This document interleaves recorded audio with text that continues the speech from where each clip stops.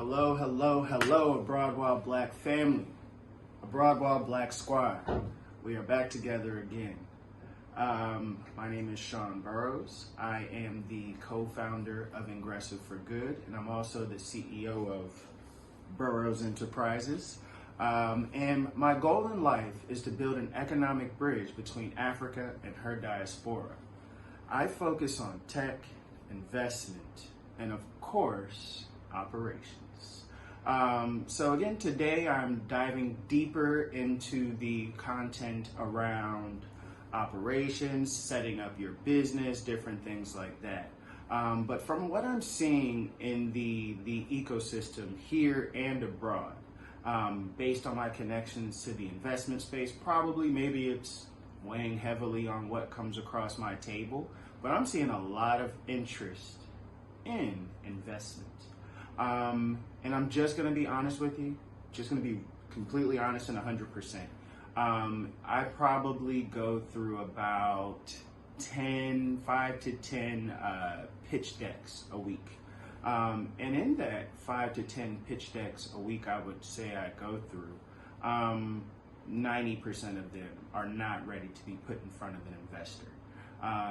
And what I do typically, so if you see some of the operational learning modules and content that I'm creating, part of the reason I'm creating that is just based on the questions that I get time after time after time. I put these things together, again, to just help me kind of be able to specifically answer the question using the I was going to say the verbation, but just using the wording that different industries use. What you'll find is that many industries, or most industries and jobs, are based on core principles.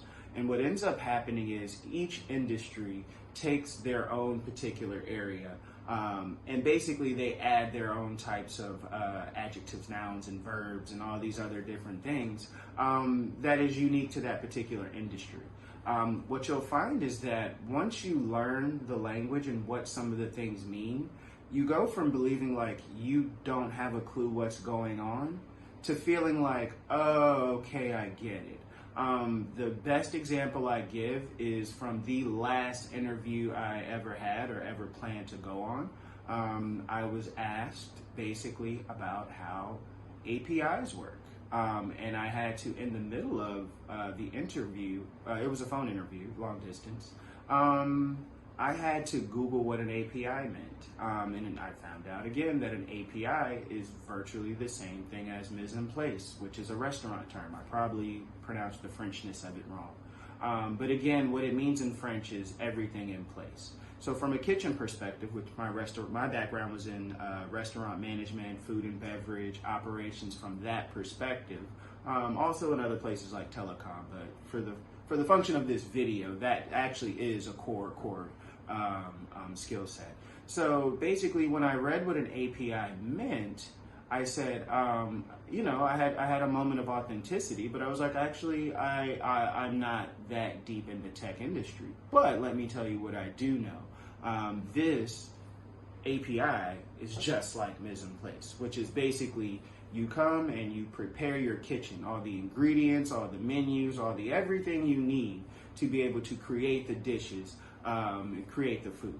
An API is virtually the same thing. Honestly, I still don't have the ins and outs, but I do know that an API is what allows another application to connect to another application and be able to function, add additional layers of service and productivity to that application. So if I'm wrong, hit me up in the comments, set me straight. I'm always willing to learn. First thing I'll say is that, things are a science experiment. You cannot go forward thinking that you simply just know everything already as is. Things that professionals and high-level people, universities and whatnot have taught you, over time it turns out to be wrong as we learn more. So I've always made it a point to learn more. So again, hit me up in the description section. Let's see what's going on. So with that being said, let me jump into the investment readiness. Again, typically it's always, I create learning modules based on questions and different things that I go through every day in business. And with this COVID vaccine, just the general state of businesses within the African diaspora, at the average level. If you look at what's going on now, people need money.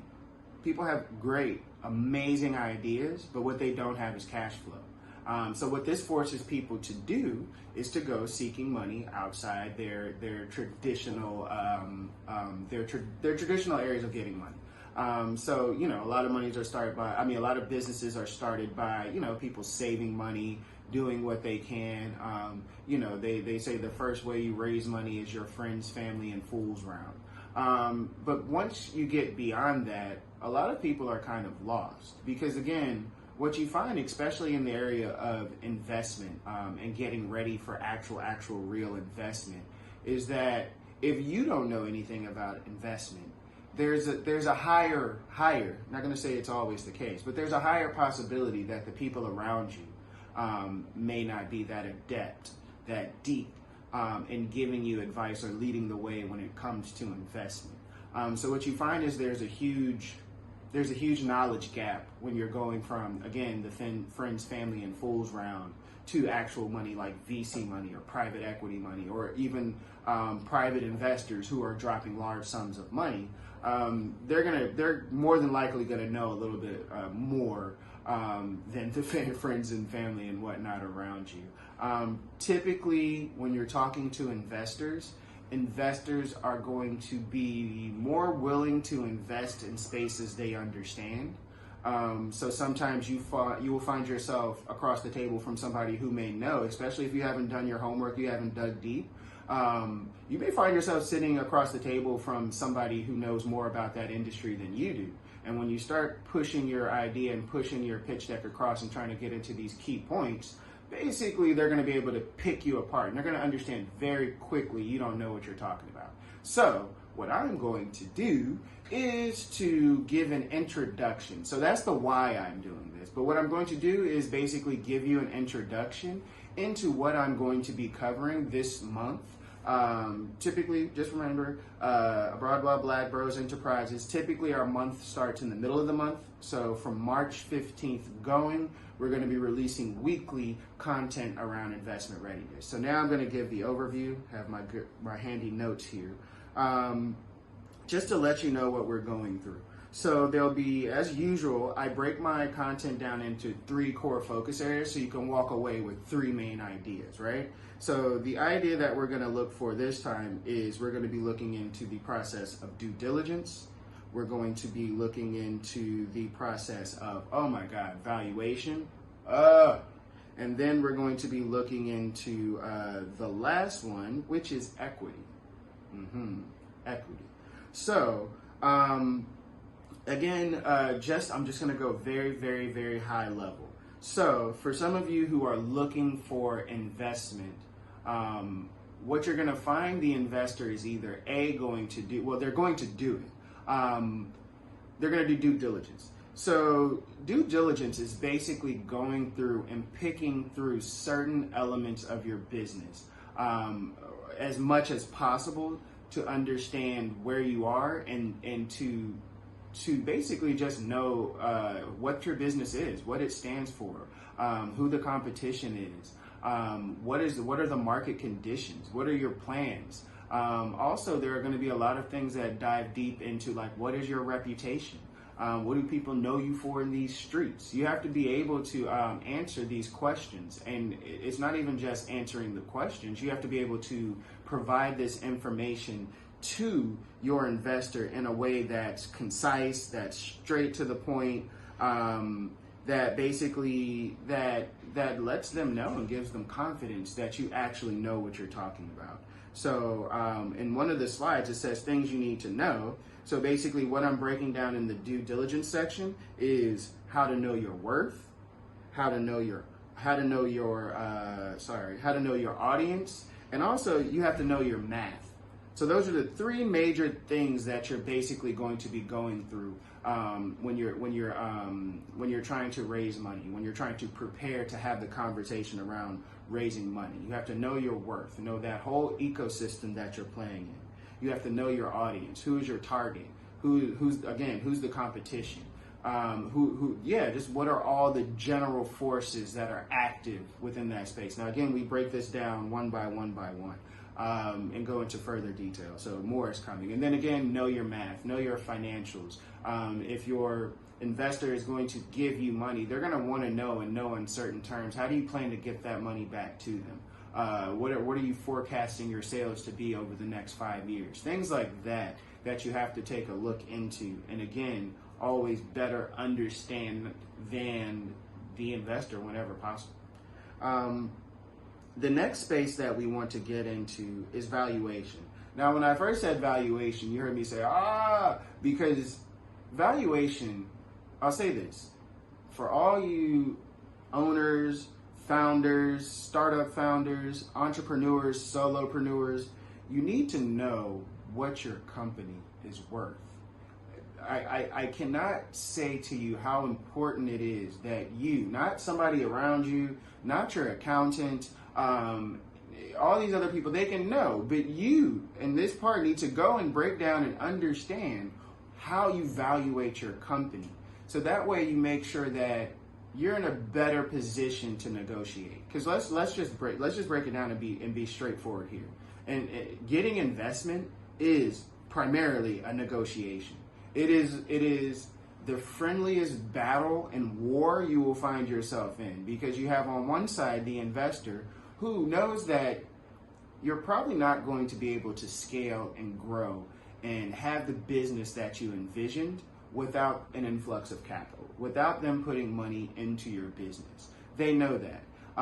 So when they're giving you this money, knowing that you're coming from a semi-desperate space, like you need the money, right? A lot of us need this money. It's not a joke. It's not a game. We need it, right? So they can kind of smell that desperation on you. So what they're going to try to do is say that company is not valued that much, knowing that how much money they have will go further. They will be able to buy more of your company if your company is valued at a lower place, right?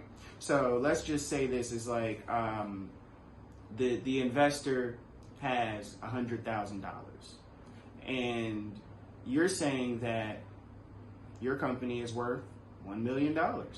So if that investor says, hey, I'm going to invest $100,000 into your $1 million business, technically from an equity or ownership perspective, they just bought 10% of your company. But that investor is not just going to agree with you that your company is worth $1 million. They may say, hey, I think your company is really only worth $200,000, and here's why. And by them saying that company is worth $200,000 and they're willing to give you $100,000, that means that technically they're purchasing 50% of your company. Now, does it start to make sense why, like, how you knowing your value is very important? When you're looking at the point where, again, I'll just slide right into equity. Even when you're looking at equity. So equity is basically ownership. How much of the company do you or other people own, right? So even when you start talking about valuation, maybe one of your CTOs is like, or one of your marketing person, whoever your number 2, number 3, whoever that core group of founders is with you, they're going to want to say that based on what I bring to the company, I feel like I should own a certain percentage of the company, right? So if this person is allowed to just kind of, if you don't understand, again, the value of the company, you'll give them percentages, right? So like, if you have a company that's worth, let's say in your vision, it's worth at this point $1 million, and your let's say your co-founder comes in and says like, hey, based on what I'm doing, it should be 50-50. I think I should do 50-50. And maybe what that was in the beginning of the company, they were going and they were, making certain calls, helping you put things up on the internet, helped you build out your web page and do different things like that. And now they're like, all right, I should have 50% of the company. And you have to realize and look at it, it's like, wait, my company is valued at $1 million. So when they say 50% and you see 5-0, just realize that's $500,000. And now you have to go and look at it and see like, okay, what did you really contribute? And is what you contributed to the company really worth $500,000? Again, all of these things are go in steps. you have to do your due diligence, right? You have to really break down and understand your company to know what the value is. And again, to be able to start leveraging the value in your company by giving out equity, you have to understand how much it's worth to know what you're giving people away. So I can keep going on and on and on and on because again, this is some really good, some really spicy stuff. So we'll start this one with the introduction so you understand exactly what we're jumping into, and basically follow me next week. I will drop a video focused on due diligence. So again, we're going to set up the company, show you how to, again, provide, or what is expected of you. What type of information are you supposed to provide to an investor? And then how do you gather that information? Because again, you need to do it because the investor is for sure going to do it. I try to keep this PG for the children. Children need to learn how to invest as well. So, know your role, know your valuation. And before I go, I'm just going to end this very quickly with some comments, just so you can better understand certain areas. We're all in different places, right? So I did my own survey with investors in the African space. I know everybody following me is not within the African space, but I know you will still accept the money. So with that being said, it's important what people are saying. And also know that the majority of investment capital that I'm seeing that I have access to is coming from the US, the UK spaces like this. So again, when you're having that from my local, my Africans, my Nigerians, my Ghanaians, Kenyans, and everybody else that are on here, when you start looking at putting your pitch deck together and how you're going to have this conversation, you're having it at the global level. That's where a lot of the money is coming from. We need to work hard to change that, but in the meantime, you need to work on getting that. So with that being said, some of the points that stick out. So we have Maya Horgan-Famadou, the Managing Director of Ingressive Capital. She says that business plans do not include total accessible market and other important financials. So these are just bullet points of the problems that people see commonly when you have your pitch decks. So we have Thomas Van Halen of VC for Africa. I love what they're doing. They're building an ecosystem around investment, not just investing, but teaching you how to invest and actually connecting you with companies so you can practice and mentor and different things like that. So what he says is there's no clear ask or call to action, no clear and unclear team execution strategy. So no clear call to action. People will say investment, investment, investment, but they don't tell them what they want and how to do it and when they should do it. Be very deliberate with asking for your money. The ask doesn't make sense. Pitchers ask for too much or the ask isn't sensible. This is this is my guy Uwem, also from Ingressive Capital.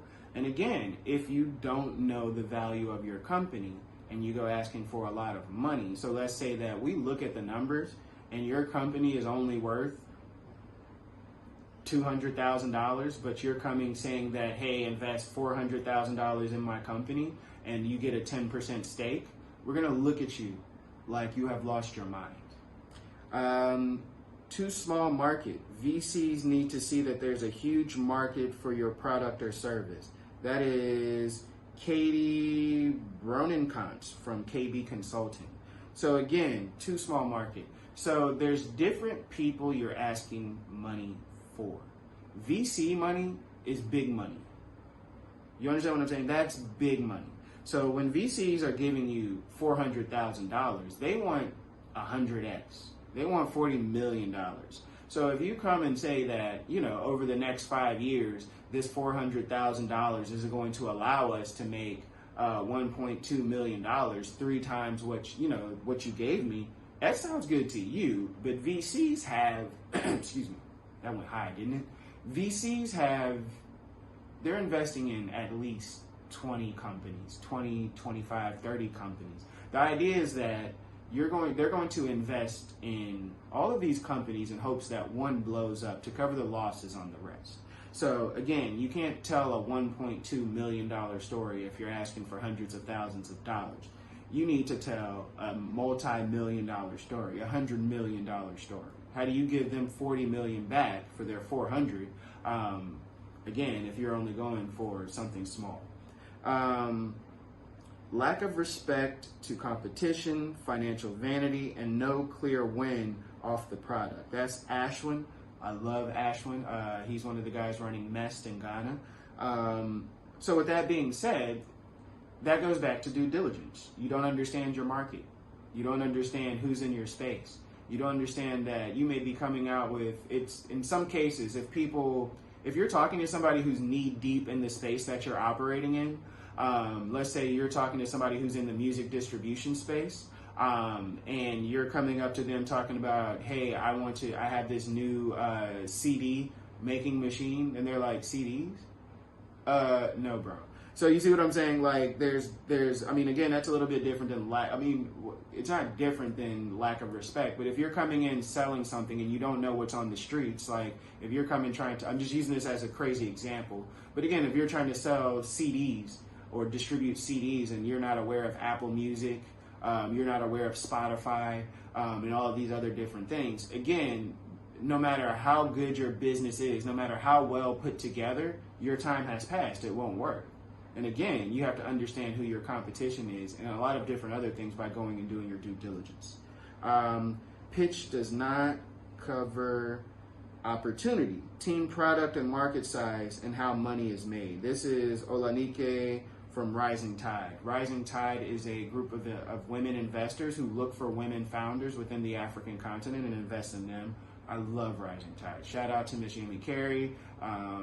I know, and shout out to Miss Ndidi Ndozian as well. I love you ladies. They welcomed me into, Rising Tide welcomed me into Nigeria when I didn't know anybody. So with that being said, the pitch does not cover the opportunity. Meaning basically, that's a really nice way of saying you don't know what you're talking about. The pitch deck didn't go far enough. You didn't touch on key points. There are certain questions that are obvious questions to an investor that your pitch deck didn't address. Keep in mind, there's a difference between the pitch deck and the presentation, right? The pitch deck is what you're sending to 100,000 million people hoping that somebody's going to pay attention to it and set up an interview. That interview is where you present the information. So your pitch deck is very important to putting certain information in there. So with that being said, go back to Burroughs Enterprises, my website, burroughsenterprises.com. The link is below. And on the resources page, I break down, as far as the investment readiness series, that's another one, basically when you're going for the money. So for that one, I have dove deep into how to put together your pitch deck, how to tell your story, and also how to present that story to investors effectively. So please go back and look at that for information, so some of the stuff that you'll read in the investment readiness deck will make sense. The other one is not identifying competence, not currently in the team, or having a clear plan to resource it. And that is from Mr. Wale Adisa. The Strategos Co. Nigeria. I also know him from the Zone Tech Park, so he's doing a lot of amazing things, or did a lot of amazing things with Zone Tech Park in Lagos, Nigeria. So again, what you need to realize when you're pitching for money is that investors are not investing in the company or the idea. They're investing in the people who can get it done. So when you put across a pitch deck or a plan or a presentation where you clearly don't have the talent you need to make this company operate at a high level, your company is not investment ready. But sometimes investors know that. And if you know that, or sometimes, you have to address the problem before it becomes, before then. So, it seems like you know what you're talking about in the presentation. Again, having a plan to say, hey, I know I don't have this person, but this is my plan for getting that person would take you a long way. Again, you don't have everything in place because you don't have the money, which is why you're sitting in front of the investor. So for all the things that you should have that you don't, there should be a plan in place, especially with your team. Again, I cannot say enough. They are investing in your company, but the people inside that make the company, that create the company, that are the heart and soul of the company are truly what they're investing in. And they're going to look deep and see, do you have the type of people to take this company to the next level? The answer better be yes, if you want that money. So for me, there is what I mentioned is there's just an overall lack of storytelling. Again, when you are pitching for money, you're honestly telling this thing like it's a story.